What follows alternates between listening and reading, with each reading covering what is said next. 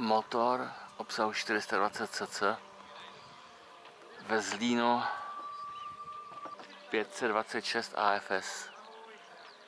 Počasí by mělo dneska vydržet 17 stupňů, jasno, polojasno, ale mám foukat teda. No. Tak uvidíme, jak to bude s větrem. Díky tomu změníme systém, nebude se lítat, jako jsme každý rok měli rozpis přesný, ale asi uděláme frontu. Protože kdo si troufne prostě letět v tom větru, kdo ne, aby jsme vás nenutili, prostě kdo bude chtít, dáme frontu. A nebo Zdeněk, že jo, vzadu se nepůjde do fronty s tím svým, tak...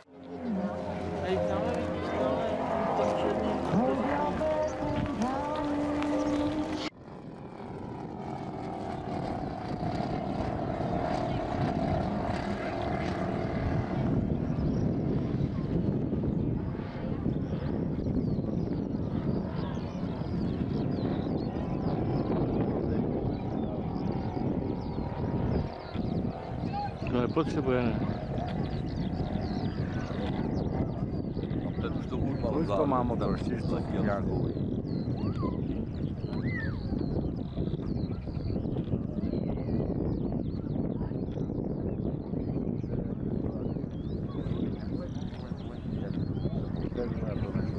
A fouká nám.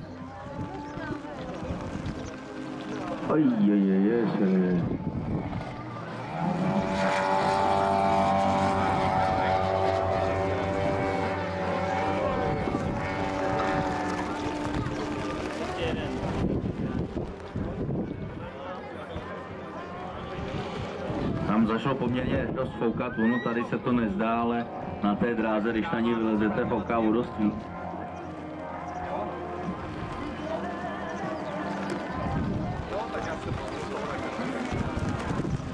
Podívám, jak to dělá.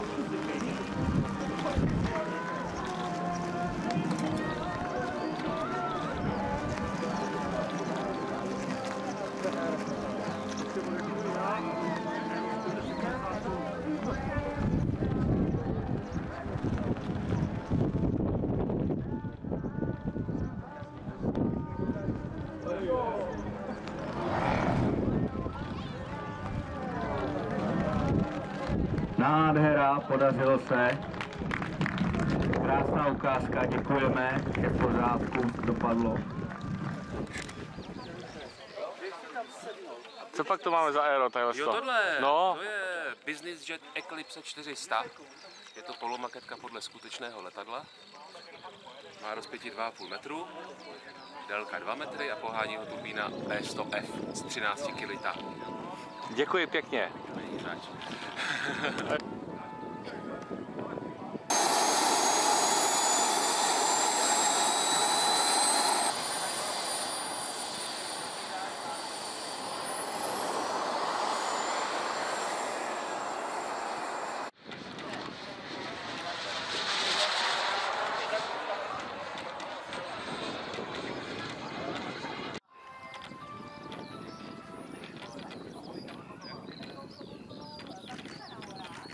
Kočko.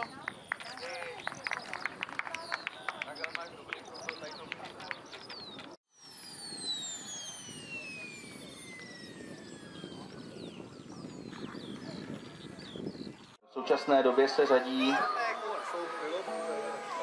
řadí mezi nejmodernější letiště u nás v České republice a i v Evropě. Hlavní devizou tady toho našeho letiště je to, že tu máme nejdelší čistě modelářskou dráhu u nás, asfaltovou. Jo. Máme tady 270 metrů asfaltu, což jinde na modelářských letištích nenajdete, plus 600 metrů trávy. Proto toto letiště je vyhledáváno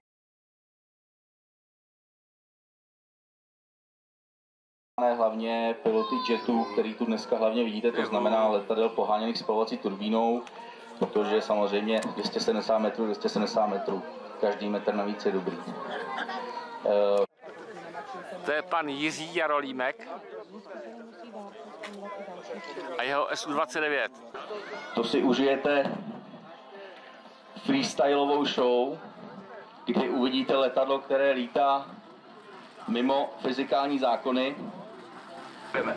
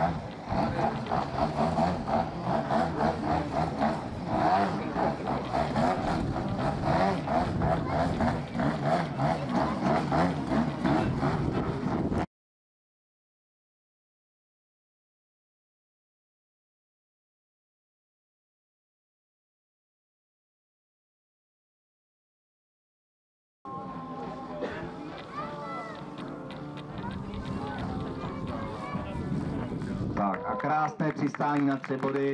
Toto vystoupení si zaslouží obrovský potlesk. Aero L39 Albatros je proudový podzvukový cvičný letoun, vyvinutý v 60. letech 20. století v našem československém aerovodochody. Tolik L39 a stále mají ještě co nabídnout. Nadále třeba pracuje v tom o zástavbě nového motoru Williams.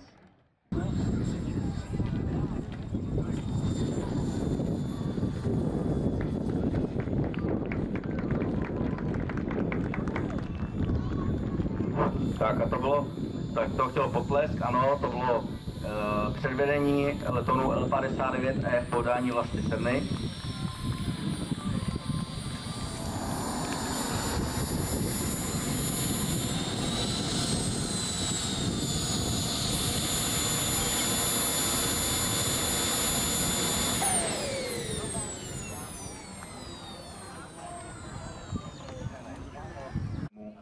Kdyby se mu nepovedlo přistání, aby to mohlo zopakovat.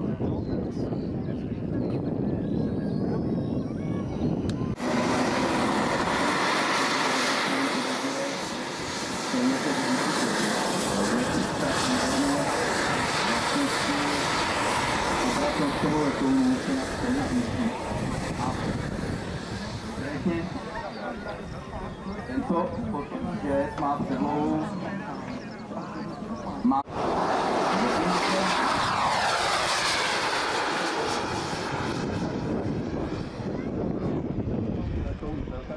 84 postavení a chtěla samozřejmě, protože mají trošku jiná specifika, chtěla uspůsobit ten projekt k obrazu svému, protože provozuje letadlovou loď Charles de Gaulle, tak chtěla ho uspůsobit k funkci výročníci na této letadlové lodi. Bohužel se to jakoby nesešlo, požadavek vykrystalizovalo až do roku 1985, kdy se Francie trhla a vlastně z těch poznatků z toho vývoje vyvinula svůj typ, který se jmenuje vrchu podání Eurofighteru.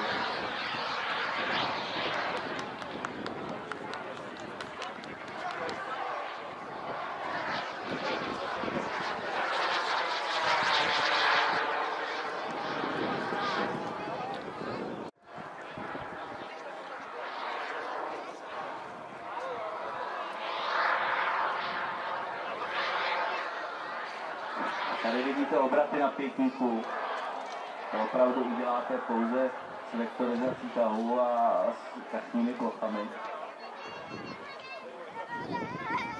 Ono už sama o sobě ta koncepce delta křídla ve spojení s těmi kachnami vepředu, ano, teď minimálka. To není minimálka, to je stop prostě. A zavěsení na trysce.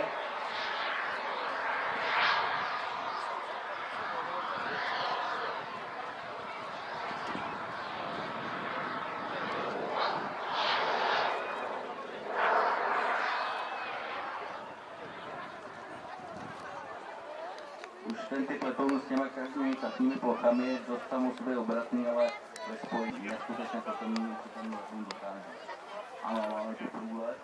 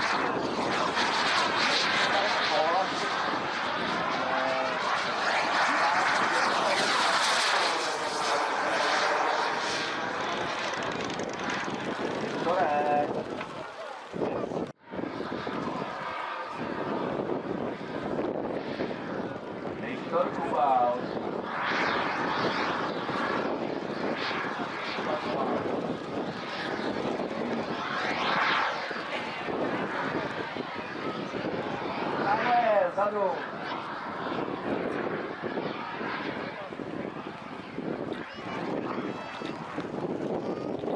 Je to v pořádku, trčka je postaráno.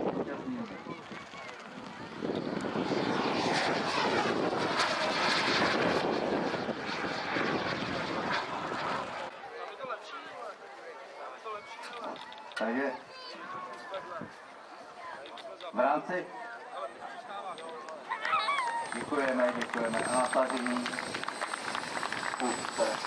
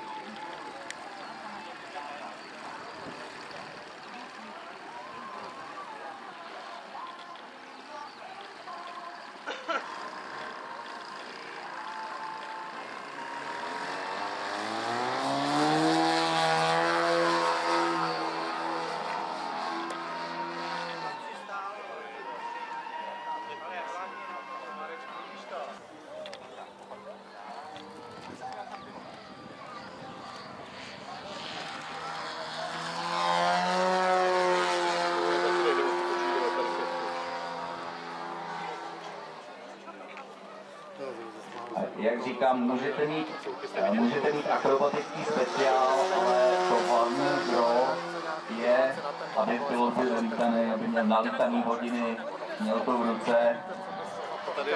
Viděl jsem tenkrát, když si vystoupení pana Martina Stáhalíka, našeho mistra světa, který lítal s Extrou 300 a ten se skutečnou Extrou jí zvednul zhruba na 10 metrech, což vám měla tlak, okamžitě ji položil na záda a začnul akrobatickou cestou, to je neskutečný. Takže je to samozřejmě o vhodném typu modelu či letadla velkého a samozřejmě o hodinách, desítkách a stovkách hodin letání.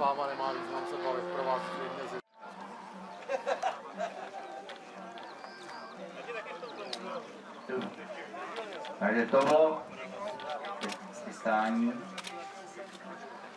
Nádherný přistání na Cibory.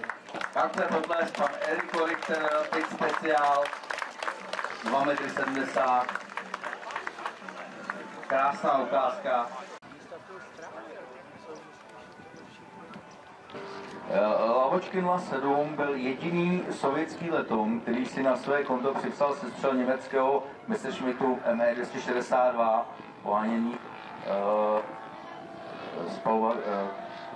turbínou. A to konkrétně 15. února 1945 nad Německem. Celkem Lavočkinu sedmičky bylo vyrobeno 5753 kusů, včetně cvičné verze LA-7 UTI, což byla s dvoumístnou kabinou. A některé letouny zůstaly ve službě i po skončení války a dostaly od NATO kódové označení FIN. Ano, vidíme let na minimálce, přistávací konfiguraci, vytažené klapky, podvozek venku.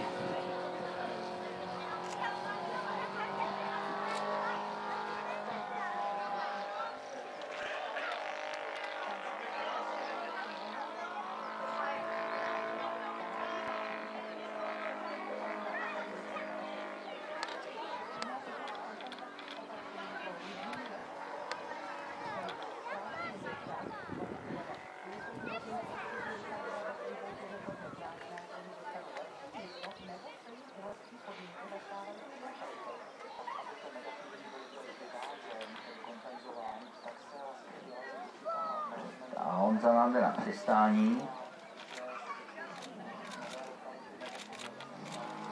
Mezi přistání, ano, to bylo efektní.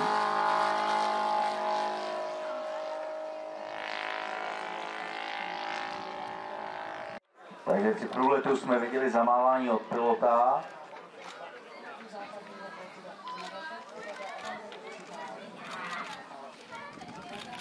Tak a krásné dosednutí, to si zaslouží potlesk, nádherný stroj, krásné předvedení, Honza Doubrava, jeho LA-7, nádherný model. Já jsem na to druhou světovou, no, krásný.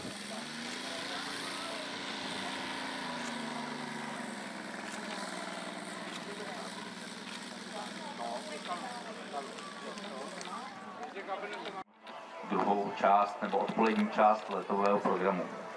A teď už Zdeněk Vašata a jeho MiG-29 Fulcrum. Nádherný stroj. Maketový vzhled, to je krásné. Něco o předloze. MiG-29 vznikl na základě konkurzu na výbojový letoun, který by byl rovnocenným soupeřem vyvíjeného amerického stíhače F-15. F-15 jsme tu mohli vidět, tu také vlastní Zdeněk Vašata, to je ta v těch japonských barvách.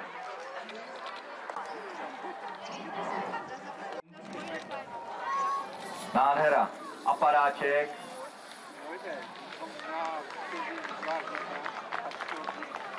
Péda. Super. Nádhera.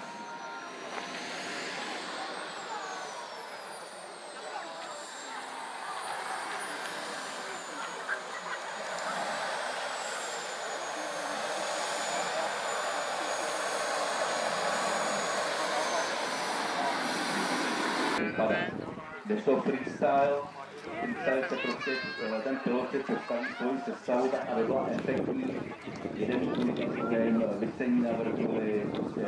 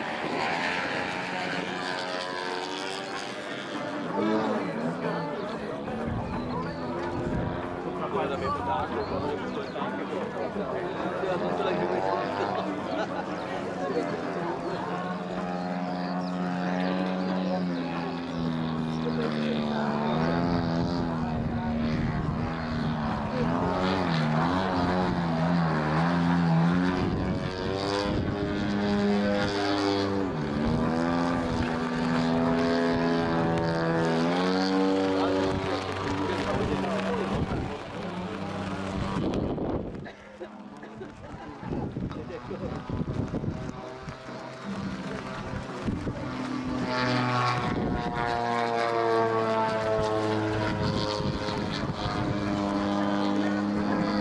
předvedení jako 55. Ono sice máte letadlo určené svými vlastnostmi jakožto speciál pro různé kategorie, ale veškeré ovládání těchto letadel nejen akrobatických, ale i těch jetů samozřejmě. Kromě toho, s čím lítáte, to jsou hodiny a hodiny a desítky hodin neustálého trénování a létání, protože ten návyk nezískáte jinak, než jen pouze tím, že budete létat a létat a létat. Prostě to lítání, to je jak v autě, musí to dělat automaticky, musíte nad tím přemýšlet.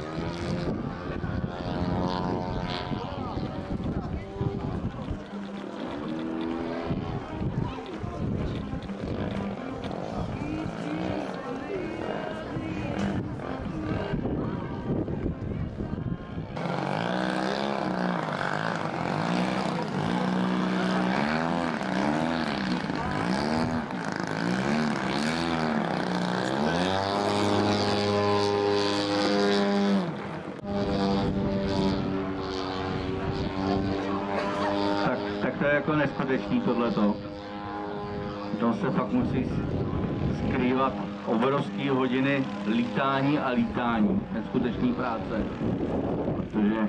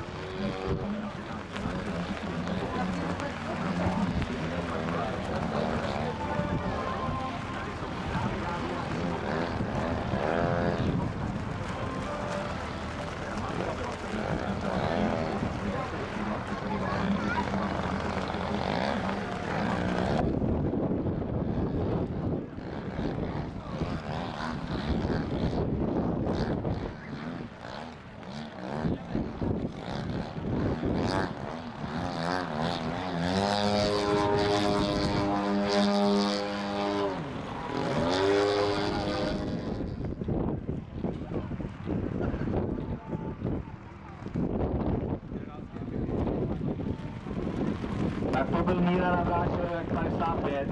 Neskutečná ukázka, ještě neskutečná ukázka za bezvětří a v tomhle větru úplně nepochopitelný. Fakt fantastický, děkujeme. Tyto teče se sestřelují jak letadly, tak raketovými systémy. To letadlo, tady ten model, jak to vidíte, tak maximálka toho typu je nějakých 510 km hodin, to je hodně.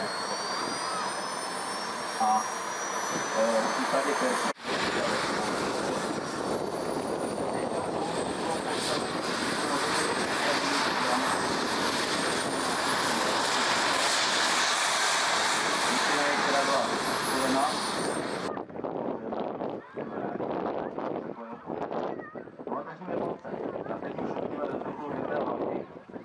dva diamondy.